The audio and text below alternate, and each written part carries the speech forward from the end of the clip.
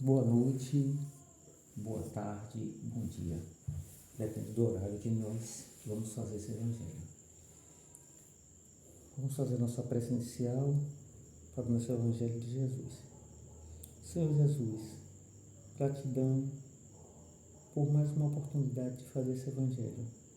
Pedimos, Senhor, a tua assistência através das tuas irradiações luminosas, das tuas irradiações de amor, e a tua assistência, Senhor, através dos trabalhadores abnegados que trabalham na tua obra, intuindo espiritualmente nossas mentes e nossos corações no trabalho do bem e no esclarecimento quanto às coisas de Deus e do Senhor Jesus.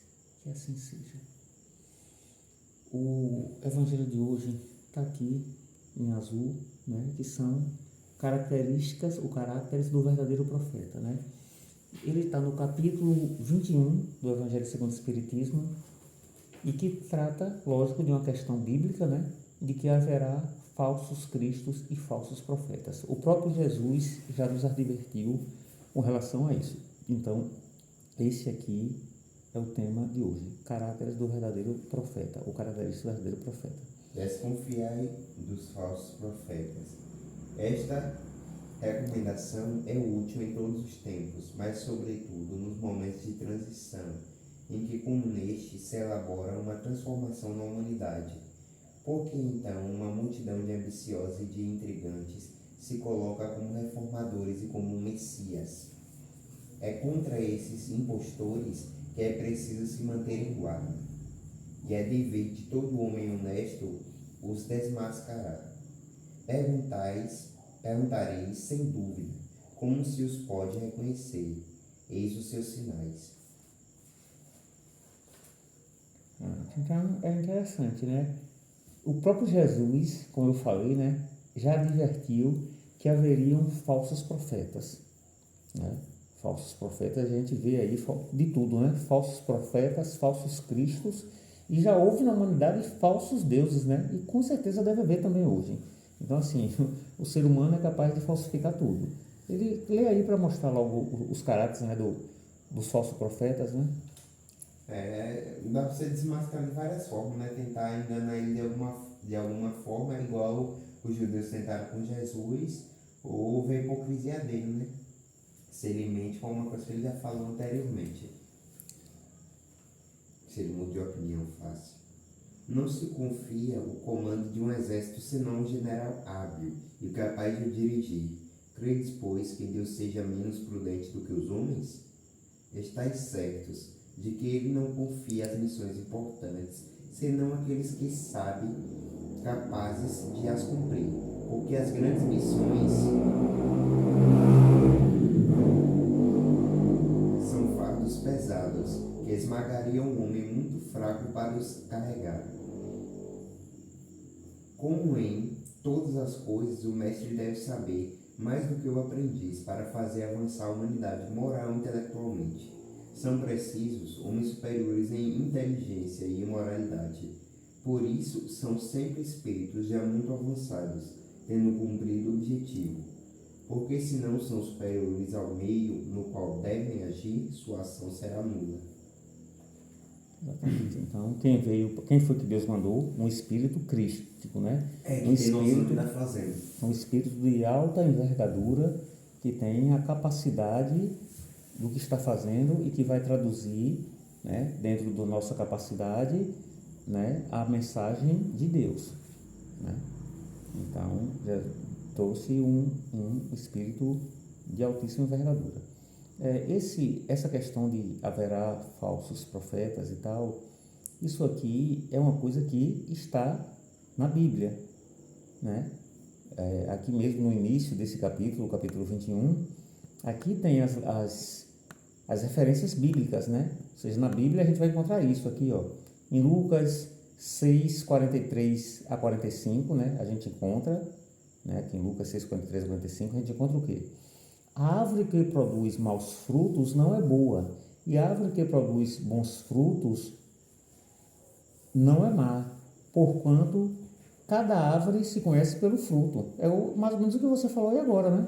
Ou seja, você vai perceber pelas ações, pela atitude, se é um profeta verdadeiro ou não. Se for hipócrita, não é verdadeiro.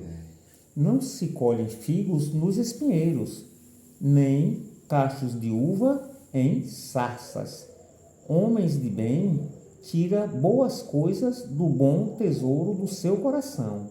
O mal tira maus do mau tesouro do seu coração, porquanto a boca fala o que está cheio o coração. Essa é uma frase, né, muito usada nos tempos de hoje, né? É uma fala bíblica, né? Está aqui. Aqui outra referência bíblica, né? Com relação. Guardai-vos, ou seja, se proteger, né? Dos falsos profetas, que vêm ter convosco, cobertos de peles de ovelha, e que por dentro são lobos rapaces. Conhecê-lo-eis pelos seus frutos. Conhecê-lo-eis pelos seus frutos. Podem colher-se uvas nos espinheiros ou figos nas sarças? Claro que não, né? Assim, toda árvore boa produz bons frutos, e toda árvore má produz más frutos. Uma árvore boa não pode produzir frutos maus. Uma árvore má não pode produzir frutos bons. É sempre a conduta, né?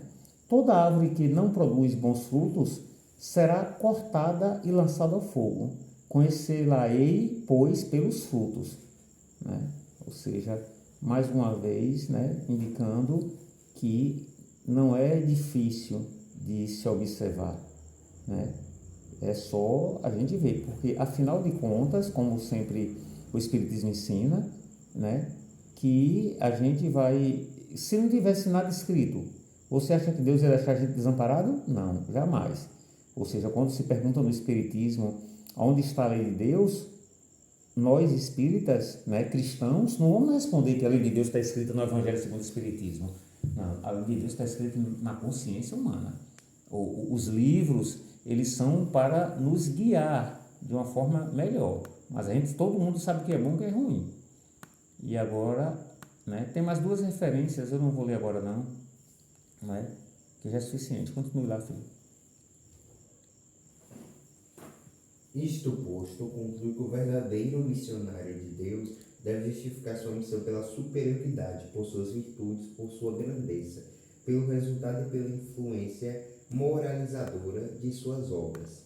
Tirai ainda esta consequência: se ele está, por seu caráter, suas virtudes, sua inteligência, abaixo do papel que se atribuiu, ou do personagem sobre o nome no qual se abriga, não é senão um histrião de baixa categoria, que não sabe mesmo copiar o seu modelo. Uma outra consideração é que a maioria dos verdadeiros missionários de Deus se ignoram a si mesmos. Eles cumprem aquilo para o que foram chamados pela força de seu gênio, secundados pela força oculta que os inspira e os dirige com o seu desconhecimento, mas sem propósito premeditado. Numa palavra, os verdadeiros profetas se revelam por seus atos, são adivinhados, enquanto que os falsos profetas se colocam, esses mesmos, como os enviados de Deus. E aí chegam dizendo: eu sou enviado de Deus, eu sou isso, sou aquilo e tal Deus, né? O verdadeiro enviado de Deus, ele é humilde. Ele é humilde e ele mostra a sua superioridade por suas obras, e não pela boca de falar que é filho de Deus. Exatamente. O primeiro é humilde e modesto, o segundo é orgulhoso e cheio de si mesmo. Fala alto, como todos os mentirosos, parece sempre temer não ser acreditado. Se alguém duvidar, ele fica com raiva ou com alguma coisa assim, né, pai? É, exatamente. Quer discutir com a pessoa.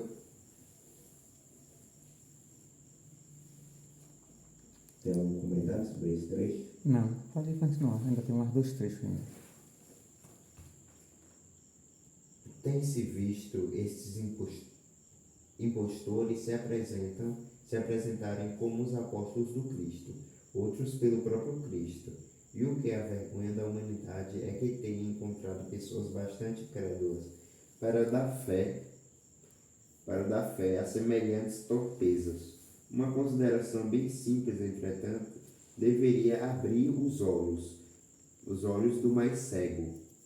É que se o Cristo se reencarnasse sobre a terra, viria com todo o seu poder e todas as suas virtudes, a menos que se admitisse o que seria absurdo que tivesse degenerado. Ora, da mesma forma que se tirardes a Deus um só dos seus atributos, não tereis mais Deus. Se tirardes uma só de suas virtudes do Cristo, não tereis mais o Cristo. Aqueles que se apresentam como Cristo têm todas as suas virtudes? Aí está a questão. Olhai, prescrutai seus pensamentos e os seus atos, e reconhecereis que lhes faltam, acima de tudo, as qualidades distintivas do Cristo. A humildade. A humildade e a caridade, ao passo que tem o que ele não tinha, a cupidez e o orgulho. Notai, aliás, que há neste momento e em diferentes países vários pretensos cristos. E pessoas se, tipo, por exemplo aqui os mormons, né, que eles chegam, que o mensageiro deles viu Jesus, viu Deus, recebeu uma missão. Não é nem às vezes Jesus, mas às vezes um mensageiro de Jesus, né? Sim, sim. Que vem a ser Jesus dizendo sem Aí o cara confunde tudo e já começa uma religião toda torta, né? É. Mas... Como há vários pretensos, Elias, São João ou São Pedro, e que necessariamente não podem ser todos verdadeiros, tende por certo que são pessoas que exploram a credulidade e acham cômodo viver às expensas daqueles que os escutam e acreditam neles, né, com aquela fé cega que move uma grande massa de pessoas. Agora, como diz o ditado, né? Deus escreve certo por linhas tortas. Então, mesmo que a religião comece toda torta, como eu falei na instante, toda equivocada, não tem problema nenhum. Deus e Jesus vai dar um jeito, porque é como eu digo para as pessoas. Tem gente que chega para mim e fala, larguei de ir para a igreja porque o padre fez isso, fez aquilo. Larguei de ir para a igreja porque o pastor fez isso, fez aquilo. Não largue de ir para a sua igreja porque o padre e o pastor fez isso, fez aquilo. Pegue o de bom que o padre tem, pegue o de bom que o pastor tem e siga. E siga Jesus. Não siga o padre e o pastor, siga Jesus. O padre e o pastor é apenas um comandante da igreja. Assim como as pessoas que criam igrejas, eles são apenas um comandante no mundo material. No mundo espiritual, o comandante é Jesus. Então, o ensinamento de Jesus está aí, então siga. Agora, se não tiver jeito para você ficar na igreja, vá para outra igreja. O que você não pode ficar é fora da igreja. Né? Agora, aqui, isso aqui é importante, né? Desconfiai, pois, dos falsos profetas, mas maxime numa época de renovação, qual a presente, porque muitos impostores se dirão enviados de Deus. Ou seja, o que é que o Evangelho segundo o Espiritismo quer esclarecer aqui? Cuidado com o fanatismo. A pessoa dizer que é enviado de Deus, que é enviado do Cristo, e levar você para o fanatismo, levar você para cometer loucuras, que a gente vê aí gente levando multidões ao suicídio coletivo. Então, o cuidado que o Evangelho segundo o Espiritismo, né, interpretando o Evangelho de Jesus, né, que é a palavra de Deus, é isso, é evitar que a pessoa não siga, porque assim, na consciência de cada um de nós, a gente sabe que é certo e que é errado. Então, tem gente que vai dizer assim, sou espírita, não sei o que, está fazendo coisa errada. Vai dizer, eu sou evangélico e está fazendo coisa errada. Eu sou católico, está fazendo coisa errada. Então, esses aí não devem ser seguidos. Tem que ser seguido quem está fazendo coisa certa e está seguindo com Jesus direitinho. Eles procuram satisfazer na terra a sua vaidade, mas uma terrível justiça espera. Podereis estar certo. Né? Aqui Erastos, essa aqui é a tradução, né, do francês, né, em 1862. Então, essa é a mensagem de hoje, né, para ter cuidado com os falsos profetas, né?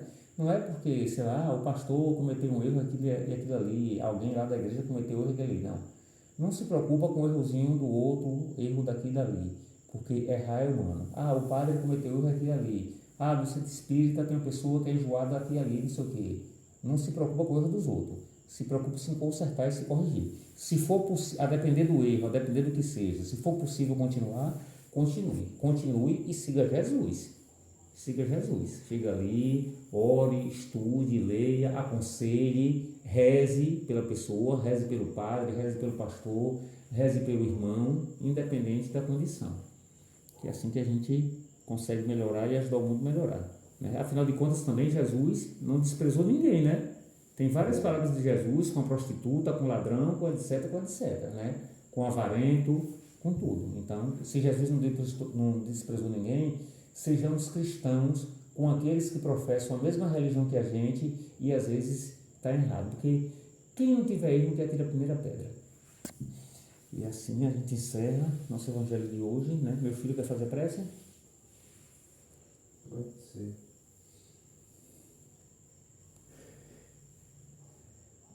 Pai nosso que estás nos céus, santificado seja o vosso nome. venha a nós o vosso reino, seja feita a vossa vontade, assim na terra como nos céus. O pão nosso de cada dia nos dai hoje. Perdoai as nossas ofensas, assim como nós perdoamos a quem nos tem ofendido. Não nos deixais cair em tentação, nos livrai do mal. Amém. Que assim seja. Pedimos também ao Mestre Jesus, aos Espíritos bons, todos os Espíritos bons, todos os anjos bons que trabalham na obra de Deus, trabalham pelo bem, trabalham por Jesus, que iluminem, Senhor, as nossas consciências, de todos nós, que porventura estejamos em algum desequilíbrio, que Jesus possa ajudar nesse equilíbrio do seu coração, através dos seus trabalhadores. Que Jesus esteja conosco, hoje e sempre. Que assim seja.